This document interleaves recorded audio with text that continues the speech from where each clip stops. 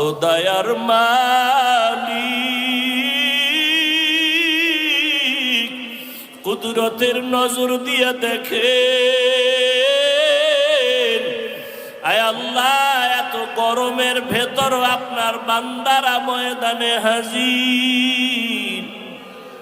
আপনার বান্দারা আপনাকে ভুলে নাই।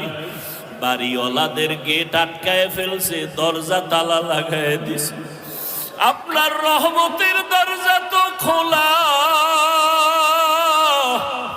আয় আল্লাহ, আমরা আপনার দরজায় হাজির। দুনিয়াতে যেদিন আসছিলাম কত পবিত্র, মা বাবা কত আদর করেছিলেন, আজকে সেই জীবনটা গুনার কারণে নাপাক করে ফেলেছে। আমার গুনার খবর আমার মা বাবা ভাই বোন আপনজনেরা কেউ জানে না।